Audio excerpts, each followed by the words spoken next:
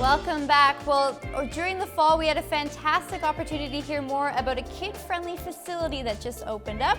The owner, Joe Tambasco, joins us now from the Station Belleville, which operates at the Bayview Mall. Joe, thanks so much for joining us. Congratulations on opening the new business. Well, thank you for having me on your show. Yes, and it's exciting to start this new business in the Bayview Mall. So whereabouts are you located within the mall? The old LCBO, so just the northwest end of the mall. It's a great big space, over 7,400 square feet. Easy access, free parking, and yeah, I guess the size is what really caught my attention. Yeah, and it's a good time to do it too, because I grew up in the days of Fun City, and there isn't a whole lot of opportunities for kids to enjoy some indoor activities safely. What else do you offer with the Station Belleville? There's so much there, so I feel like I'm going to forget something, but when you come in, the first thing you see is air hockey, you see foosball, and that's just like an entryway to get to the next stage, which would be the spy school.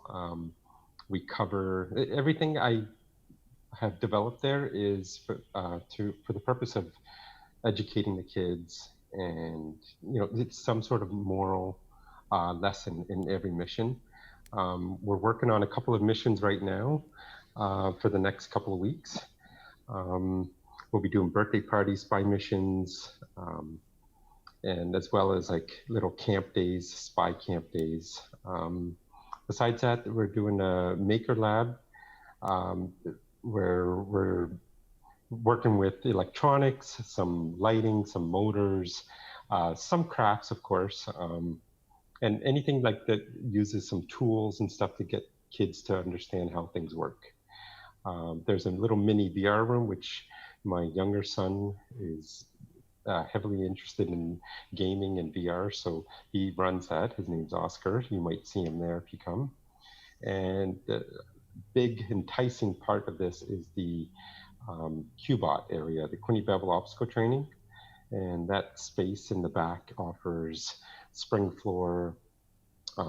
What's supposed to be a foam pit is now slackline. There's a monkey bars, there's rock climbing, there's lots of vaults and bars and walls to run up, little tic-tac boards around. I try to incorporate all sorts of things, including a rope climb, a ladder climb, some yoga balls, Bosu balls, just kind of help them develop their skills with flipping, jumping, taking risks. And of course, there's crash mats, so kids don't get hurt too much, just a little bit. And then there's a little bit of martial arts component where they could hit a couple of punching bags, and fitness stuff in general. So Joe, how does your other son get involved with the business? Right, Oliver, he's my number one. He's 15. When we first started Double O, it was actually because of him, and he got heavily into the parkour scene. Rock climbing is his love right now. So that's why we incorporated the spring floor, the vaults, the monkey bars, because he loves to just do his flips and yeah, just go nuts in that place. Yeah. Lots of opportunities to get kids moving a bit more. As a father yourself, Joe, when did this idea get started?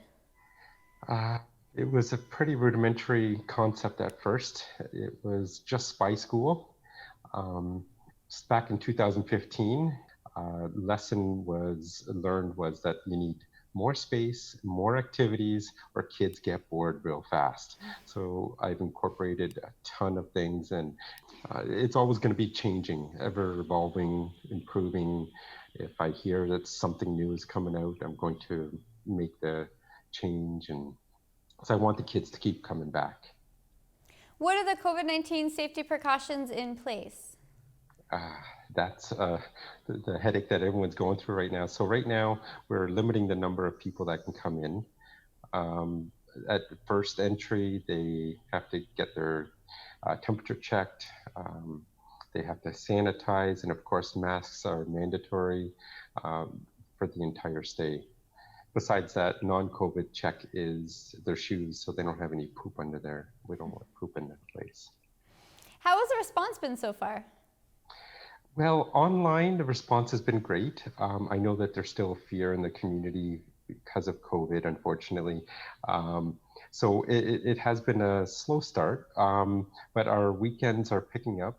Our weekdays, we're hoping to attract some of the homeschoolers, unlearners, learning pods, trying to help the students that might need a little extra aid in their schooling and stuff. But it started out with interest, and we're just trying to still get that, bring them into the space, because like a school, it would offer the educational and then the physical. And I think that would be a real draw for kids. Joe, what's the target age group of kids that would really excel at the Station Belleville? Because you mentioned, is it kids kind of around the age of your son Oscar? Okay, so for the spy missions, I'm going to say between 5 and 9 or 10. For the Maker Lab, it's probably more like the 7 to 14. And for the Qbot, from 6 till 16, 17. I've had a few teenagers in there. As long as they're not going to be stumbling on the little kids, they're okay to come as well. Just trying to keep the adults out. We don't want them. They can watch, that's it. All right, Joe Tambasco, once again, the owner of the station in Belleville. Congratulations on this new endeavor going forward, and good luck. Thank you very much. Nice to be on your show. Thanks, Joe.